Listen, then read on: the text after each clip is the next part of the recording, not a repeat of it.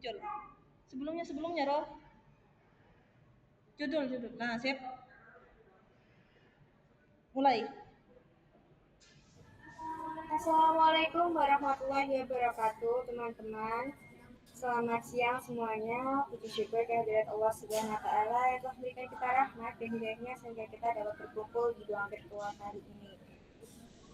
Yang terhormat Ibu Dr. Maya selaku dosen pengampu mata kuliah Kebijakan Pembangunan Nasional serta rekan-rekan yang telah hadir dalam ruang virtual kali ini.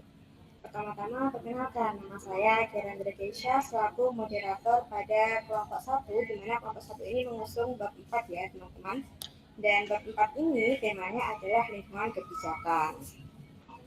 Tentunya saya di sini tidak sendirian teman-teman, ada rekan-rekan saya, bisa di-next Kak. Next.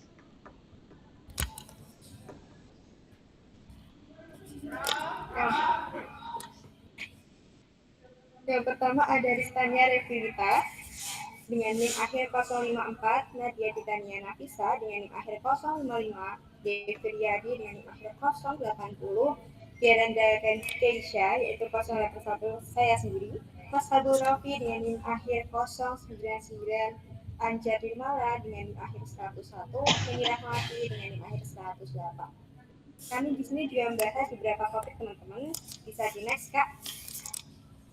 Nah, pembahasan kami ada 5 topik. Yang pertama ada pendahuluan, yang kedua ada pentingnya lingkungan kebijakan, yang ketiga elemen dan aktor lingkungan kebijakan, yang keempat ada hubungan elemen dan aktor pembuat kebijakan, yang kelima ada hubungan antara konten, konteks, dan pelaksana kebijakan.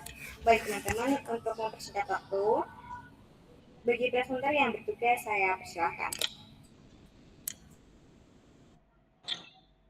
Baik teman-teman, yang pertama yang perlu kita bahas adalah tentang lingkungan kebijakan. Kalau kita bicara tentang kebijakan, sebenarnya itu adalah cara manusia untuk mencoba memahami dan menyelesaikan berbagai masalah yang ada di masyarakat, baik itu masalah sosial, ekonomi, pendidikan, sampai kesehatan. Nah, biasanya kebijakan ini tuh membutuhkan aturan atau keputusan tertentu supaya bisa ditangani dengan baik. Nah, disinilah peran kebijakan itu muncul. Sebagai apa? Sebagai langkah yang diambil untuk mencari solusi terhadap persoalan yang ada. Nah, pemerintah itu sebagai lembaga negara yang memiliki tanggung jawab untuk membuat kebijakan yang ditujukan bagi kepentingan masyarakat. Kebijakan ini bisa berupa tentang aturan, program, atau keputusan yang diharapkan mampu memberikan manfaat bagi banyak orang. Namun, dalam praktiknya, tidak semua kebijakan itu langsung diterima oleh masyarakat. Hal ini terjadi karena sebuah kebijakan dipengaruhi oleh berbagai kondisi di lingkungan sekitar, seperti kondisi sosial, politik, ekonomi, maupun budaya. Nah, selain itu juga dipengaruhi oleh lingkungan. Kebijakan yang dibuat juga bisa memberikan dampak balik pada lingkungan tersebut. Misalnya, kebijakan ekonomi dapat mempengaruhi kondisi sosial masyarakat, atau kebijakan pendidikan yang dapat mempengaruhi budaya belajar. Karena adanya hubungan timbal balik ini dapat memahami lingkungan kebijakan publik yang menjadi hal yang sangat penting. Nah, dengan memahami lingkungan kebijakan publik, pemerintah ini diharapkan membuat kebijakan dalam merancang kebijakan yang lebih tepat sasaran. Nah, kebijakan yang dibuat diharapkan itu tidak hanya sekedar menjadi aturan, tetapi juga bisa berjalan secara efektif, efisien, dan benar-benar menjawab kebutuhan masyarakat. Jadi, kajian tentang lingkungan kebijakan publik ini membantu untuk memastikan bahwa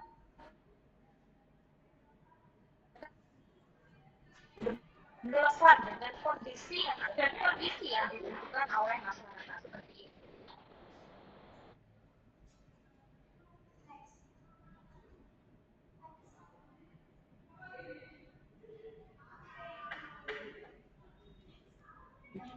Baik, yang kedua ada pentingnya lingkungan kebijakan.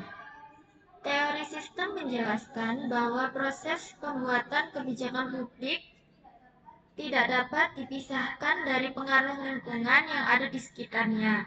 Lingkungan tersebut meliputi berbagai faktor seperti sumber daya alam, iklim, kondisi geografis, dan topografi, jumlah dan distribusi penduduk, lokasi wilayah, kebudayaan, struktur sosial, serta sistem ekonomi dan politik yang berlaku dalam masyarakat.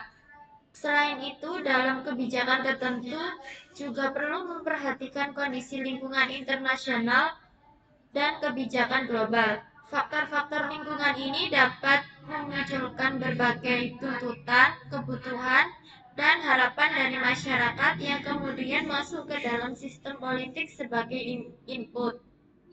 Input tersebut selanjutnya diproses oleh pelaku kebijakan seperti pemerintah, partai politik, organisasi masyarakat, kelompok profesi, wakil rakyat, dan analis kebijakan untuk dirumuskan menjadi kebijakan publik. Dalam teori sistem, kebijakan publik pada dasarnya merupakan respon pemerintah terhadap tuntutan masyarakat yang menginginkan adanya perubahan atau solusi terhadap suatu masalah. Lingkungan kebijakan menjadi ruang di mana isu-isu publik muncul, berkembang, dan mempengaruhi proses pengambilan keputusan. Oleh karena itu, pelaku kebijakan harus memperhatikan kondisi lingkungan secara menyeluruh agar kebijakan yang dihasilkan sesuai dengan kebutuhan masyarakat.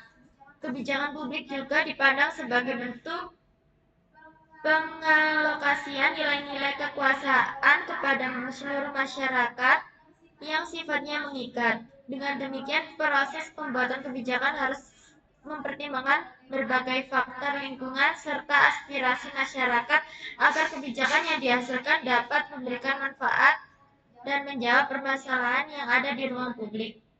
Next. Dalam proses pembuatan kebijakan publik, pelaku kebijakan harus memperhatikan tuntutan dan kondisi lingkungan masyarakat agar kebijakan yang dihasilkan dapat diterima atau bermanfaat.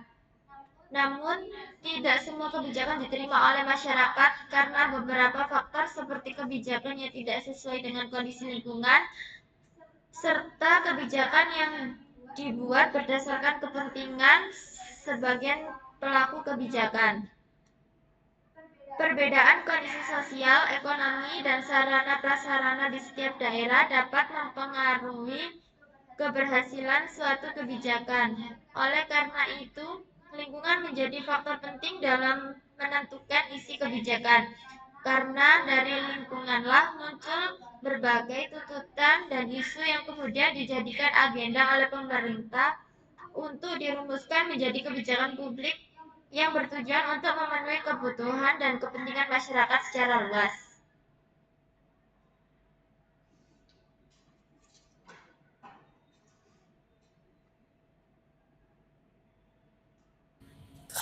Baik teman-teman, kita masuk ke topik yang ketiga, yakni elemen dan aktor lingkungan kebijakan. Suatu kebijakan dapat dikatakan sebagai kebijakan publik atau tidak dilihat dari komponen public policy-nya. Dikemukakan oleh Jones yang dikutip oleh Heselnogi 2003-24 dalam buku Kebijakan dan Manajemen Otonomi Daerah. Nah, di sini Jones ini mengungkapkan bahwa komponen-komponen public policy itu mencakup beberapa hal, teman-teman. Ada 6 komponen. Yang pertama itu ada intention. Intention yaitu niat atau tujuan sebenarnya dari tindakan. Jadi intention itu garis besarnya adalah niat atau tujuan dari suatu kebijakan. Terus yang kedua itu goals. Goals itu apa? Goals itu tujuan atau keadaan akhir yang hendak dicapai. Hampir sama dengan intention, tapi intention yang kita garis besar adalah niatnya. Tapi kalau goalsnya adalah tujuan akhir yang kita capai. Apa harapan kita dari kebijakan tersebut? Terus yang ketiga ada plans or proposal, yaitu rencana atau usulan untuk mencapai tujuan. Jadi itu adalah caranya, teman-teman, cara atau rencana. usulannya apa gitu. Terus yang keempat adalah program. Program yaitu disahkan untuk mencapai tujuan kebijakan. Program itu seperti MDG, nah itu termasuk program ya teman-teman. Programnya Presiden Prabowo untuk mencapai suatu tujuan mensejahterakan rakyat, nah itu program. Terus yang kelima ada decision or choice, yaitu keputusan atau pilihan atas tindakan-tindakan yang diambil untuk mencapai tujuan, mengembangkan rencana, melaksanakan, dan mengevaluasi program. Jadi emang di mana kebijakan itu pasti akan direncanakan, dilaksanakan, dan dievaluasi programnya. Direncanakan tadi lewat plans or proposal, nah itu direncanakan.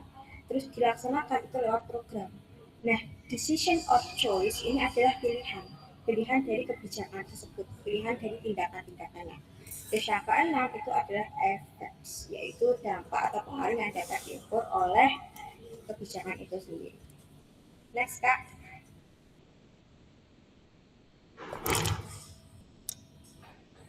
Baik, dikutip oleh Joko Widodo 2009-2013 dalam sistem kebijakan terdapat 3 elemen, yakni kebijakan publik, pelaku kebijakan, lingkungan kebijakan. Di sini kita menggarisbawahi yaitu lingkungan kebijakan dan juga aktor lingkungan. Jadi ada pelaku kebijakan, di mana kalau pelaku kebijakan secara garis besarnya itu adalah pemerintah yang membuat kebijakan. Terus lingkungan kebijakan itu faktor eksternal lingkungan pelaku kebijakan. Jadi gimana lingkungannya, gimana dia beradaptasi di lingkungan tersebut.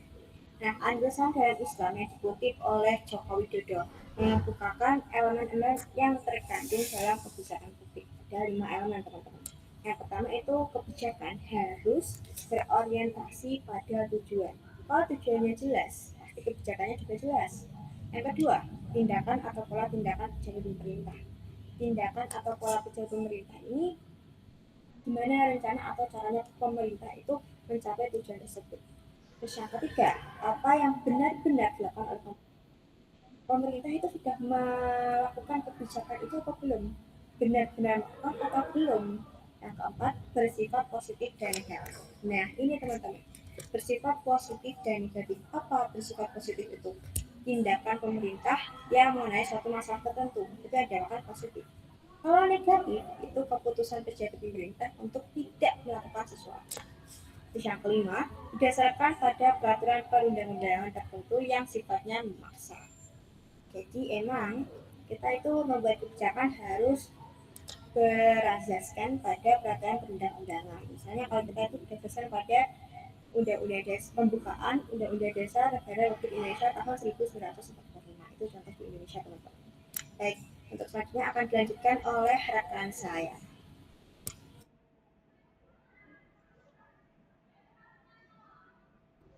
Baik, untuk selanjutnya yaitu elemen-elemen penting dalam kebijakan publik. Yang pertama, solusi terhadap masalah publik. Jadi, kebijakan publik itu dibuat untuk mengatasi berbagai permasalahan yang terjadi di masyarakat dan yang diakui sebagai masalah publik. Yang kedua, adanya kelompok sasaran. Kebijakan publik itu ditujukan kepada individu, kelompok, atau organisasi tertentu yang perilaku atau kondisinya perlu dipengaruhi agar masalah publik dapat diatasi. Yang ketiga, adanya tujuan dan arah yang jelas. Kebijakan publik disusun secara terencana dengan tujuan tertentu sehingga terdapat hubungan yang jelas antara masalah yang dihadapi dengan tindakan atau keputusan yang diambil. 4. Adanya keputusan dan kegiatan nyata. Kebijakan publik tidak hanya berupa keputusan, tetapi juga diwujudkan melalui program, kegiatan, atau proyek yang nyata. Kelima, adanya program intervensi. Dalam pelaksanaannya, kebijakan publik dapat melibatkan pihak lain, seperti sektor swasta atau organisasi tertentu, selama tetap mengutamakan kepentingan masyarakat itu sendiri. Yang keenam, peran aktor publik. Kebijakan publik harus ditetapkan oleh aktor yang memiliki kewenangan dan legitimasi secara hukum, seperti pemerintah atau lembaga negara. Yang ketujuh, adanya prosedur dan langkah formal. Kebijakan publik melalui proses dan tahapan resmi, mulai dari perumusan hingga implementasi kebijakan. Yang kedelapan, adanya aturan yang bersifat mengikat. Kebijakan publik sering disertai aturan atau ketentuan yang bersifat mengikat agar dapat dilaksanakan secara efektif. Yang selanjutnya adalah proses pembuatan kebijakan publik. Nah, yang pertama ada muncul masalah atau aspirasi dari masyarakat. Proses kebijakan publik biasanya diawali dengan munculnya permasalahan atau aspirasi dari masyarakat. Kemudian, permasalahan tersebut ditangani oleh aktor publik yang memiliki kewenangan untuk merumuskan kebijakan. Selanjutnya, disusun solusi yang terarah dan terpadu dengan kemungkinan melibatkan berbagai pihak untuk mendukung pelaksanaannya. Kebijakan publik tersebut kemudian diimplementasikan melalui berbagai program dan kegiatan dengan tujuan memengaruhi perilaku atau kondisi kelompok sasaran, sehingga permasalahan publik dapat diselesaikan. Baik, akan dilanjutkan oleh rekan saya.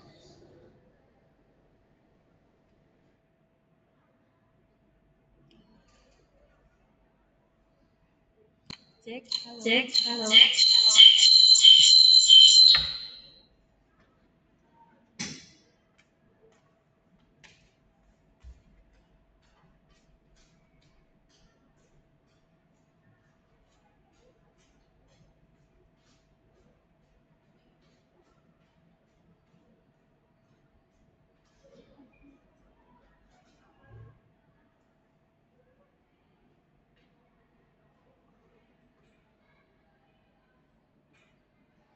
Baik, selanjutnya ada hubungan elemen dan aktor pembuat kebijakan. Nah,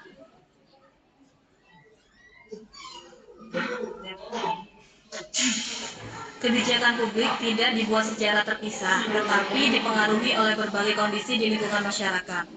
Nah, lingkungan yang dimaksud ini meliputi kondisi geografis, demografi atau penduduk, budaya politik, struktur sosial, dan juga kondisi ekonomi. Nah, faktor-faktor ini dapat memunculkan masalah atau kebutuhan dalam masyarakat sehingga mendorong pemerintah untuk membuat kebijakan. Nah, teori sistem kebijakan publik menurut David Easton, menurutnya kebijakan publik bekerja seperti sebuah sistem yang terdiri dari 3 bagian utama, yaitu yang pertama ada input berupa tuntutan dan dukungan dari masyarakat kepada pemerintah. Yang kedua ada konversi atau proses. Tuntutan tersebut diproses dalam sistem politik oleh para pembuat kebijakan. Yang ketiga ada output. Hasil dari proses tersebut berupa keputusan, peraturan, atau kebijakan pemerintah. Nah, setelah kebijakan diterapkan, masyarakat akan memberikan feedback atau umpan balik yang bisa menjadi tuntutan baru bagi pemerintah. Nah, alur kebijakan publik itu seperti yang ada di gambar samping ya teman-teman. Kemudian selanjutnya ada aktor pembuat kebijakan. Yang pertama ada legislatif, itu yang membuat undang-undang atau kebijakan. Kemudian ada eksekutif yang memimpin dan melaksanakan kebijakan. Yang ketiga ada administrasi, mengembangkan dan menjalankan kebijakan. Dan yang terakhir ada peradilan, yakni meninjau dan menafsirkan kebijakan sesuai hukum. Nah, untuk lebih rinci mengenai aktor pembuat kebijakan ini akan dijelaskan oleh rekan saya.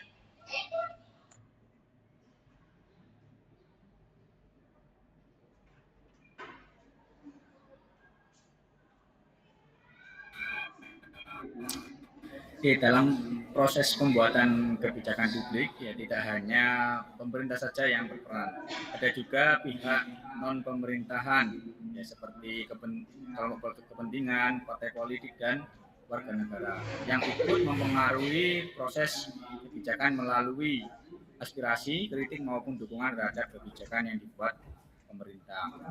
Yang pertama ada kelompok kepentingan menjadi sumber aspirasi dalam proses kebijakan.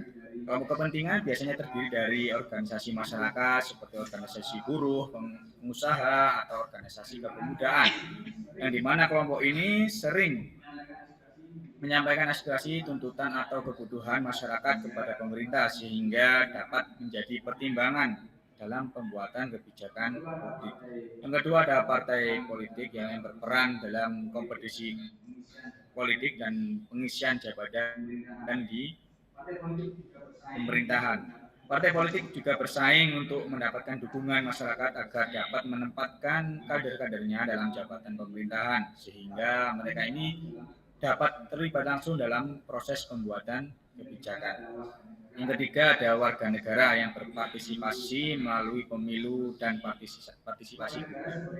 Warga negara sebagai individu juga memiliki kesempatan untuk ikut berpartisipasi dalam kebijakan publik, salah satunya melalui pemilihan pemilu dengan memilih pemimpin atau wakil rakyatnya seperti kepala daerah bahkan presiden. Selain itu, masyarakat juga bisa menyampaikan pendapat, kritik atau aspirasi melalui berbagai bentuk partisipasi publik.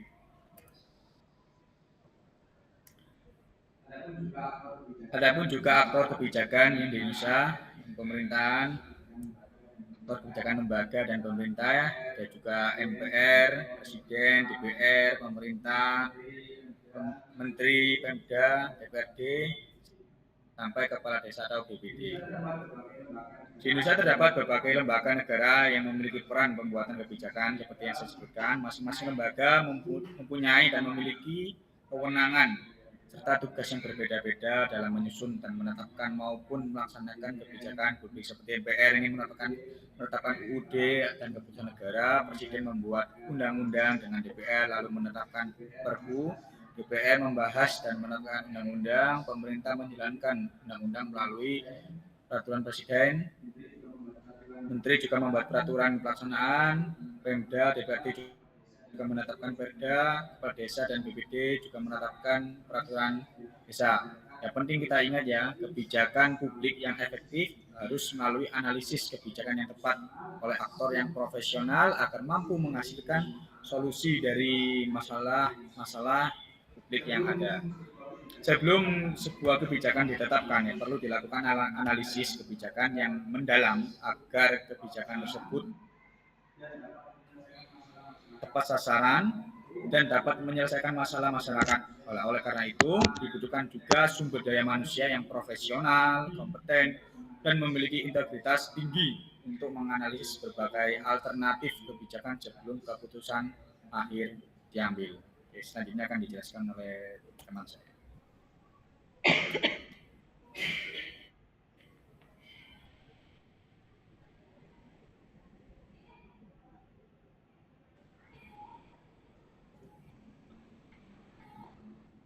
Oke, yang selanjutnya adalah hubungan antara konten, konteks, dan pelaksana kebijakan.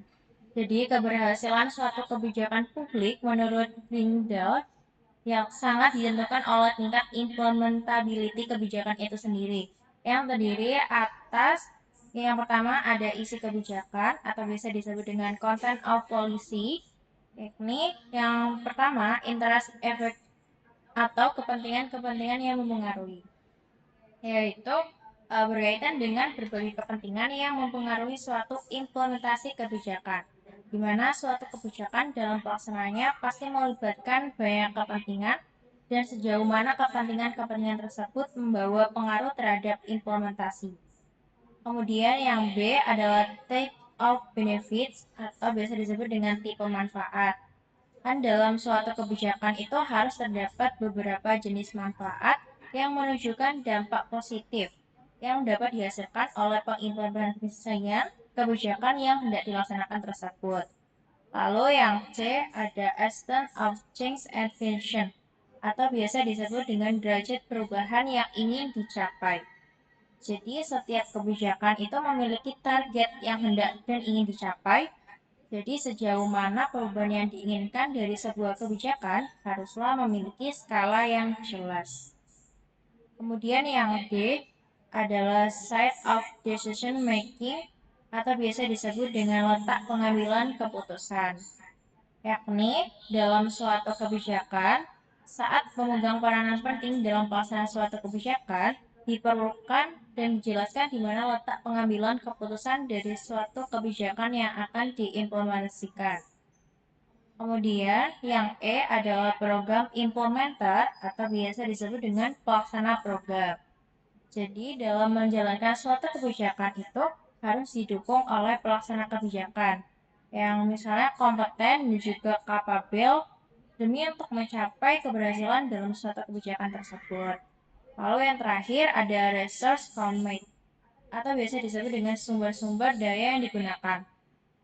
Nah, dalam pelaksanaan kebijakan kan harus didukung oleh sumber daya yang memadai, gitu supaya pelaksanaannya berjalan dengan baik. Next, Kak. Lalu yang kedua ada lingkungan implementasi atau context of implementation yang mencakup tiga. Yang pertama ada power, interest, and strategy of actor involved. Kekuasaan, kepentingan-kepentingan, dan strategi dari aktor yang terlebih.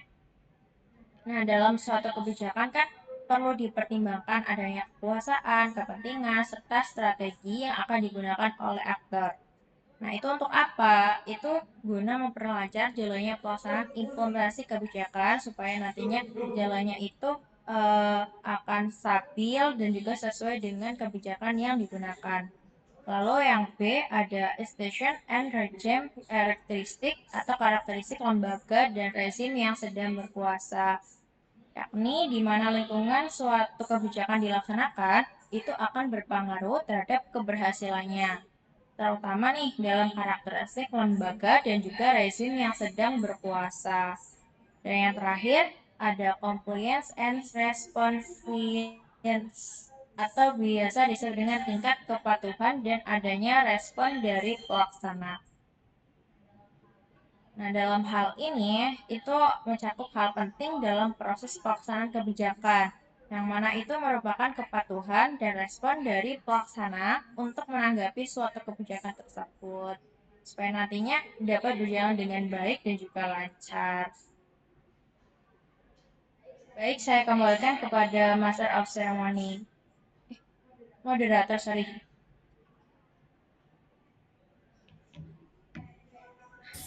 Baik, terima kasih atas pemaparan materi yang sangat-sangat baik dan sangat jelas, teman-teman. Kita masuk sesi terakhir, yakni sesi kesimpulan, teman-teman. Kebijakan merupakan upaya manusia agar memahami dan menceritakan berbagai masalah yang ada di masyarakat.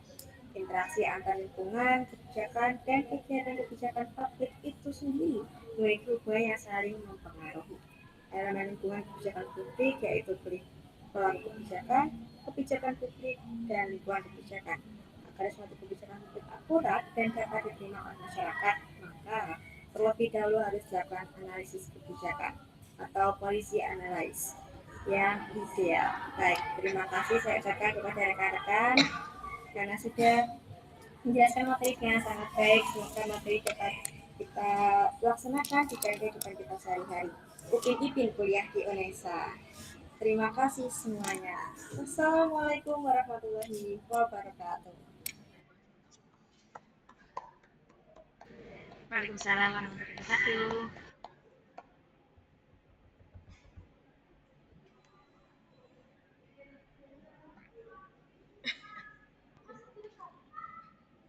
Sudah ya guys, kita matiin ya. Nah.